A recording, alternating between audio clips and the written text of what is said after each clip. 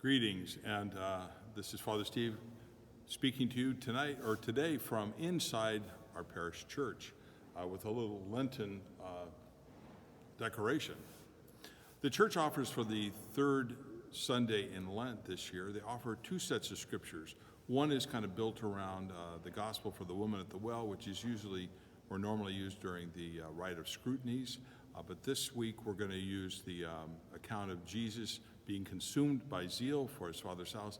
And you know that old story where Jesus gets lit in the temple and takes some pretty strong action.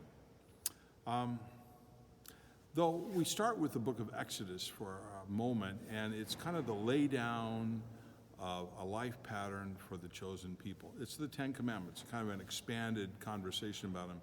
And it always strikes me that people, you see it on game shows all the time, people will be asked, like, what's the fourth commandment? People are like, 1, 2, 3, and they're guessing.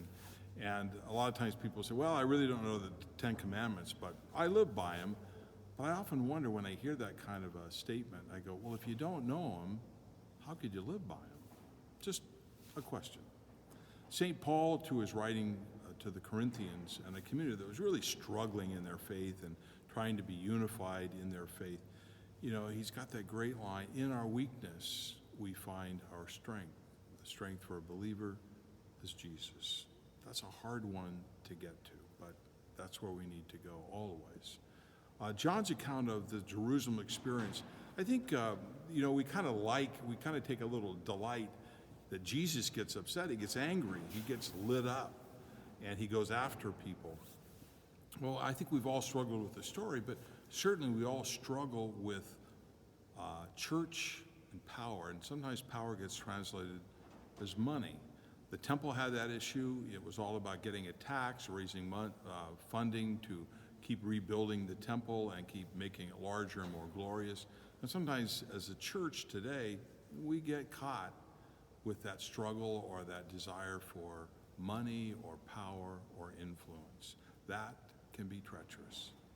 So Jesus reminds us, I think, in this gospel today, at least as I look at it at first glance, is, heaven is not embezzled by money, nor is God domesticated by the ritual that we have in church. But also that, Jesus gets really passionate about some things. So it makes me realize, or makes me think for a moment, what do I get passionate about? I get passionate for a day off sometimes, or for a vacation, or for getting together with friends, or having a great dinner. But that's not really getting passionate. That's just saying, this is something I would enjoy.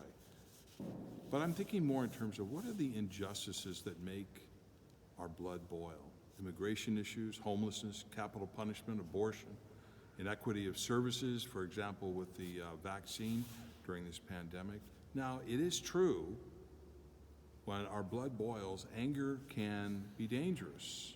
Kids out of control because they're upset, they're angry at something their parents don't let them do or make them do.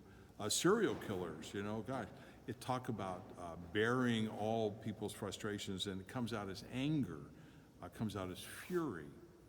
How many times have mass murderers and people who live next door to them, they say, gosh, he was such a quiet person, he never caused any problems, but he was seething inside. Sometimes anger can come from a place of caring, and this is the place I think where Jesus came from, was caring. My God, what have they done to the temple? They've made this a marketplace. They've made this a profit center. This is not what the Father wants. He cared so much. He saw people being hurt and mistreated, and he couldn't do anything else but respond, and it came out in this passion. Sometimes I think anger comes from a place of fear, that I might lose something that I hold dear and precious, that which is important to me. I think that's where Proud Boys, that kind of grouping, or that kind of ideology comes from. The KKK, Proud Boys, they're afraid of losing something that they've had, whether it's power, influence, whatever it is in our society. Fear often drives anger. So again, Jesus' passion, Jesus' anger comes from a place of caring about his Father's house. So I just invite you, and I invite my own soul this week to reflect a little bit on when I get angry, when I get passionate, what do I get angry or passionate about? Is it based on fear? Is it based on some kind of caring? Or is it just those things that might be taken away from me? Something to think about this week. What drives my passions? What am I really passionate about, the gospel or something or someone else? Sometimes I don't know quite the answer to that, and so my prayer just simply has to be, "Oh Lord, be merciful to me, a sinner." May you have a great week. God bless.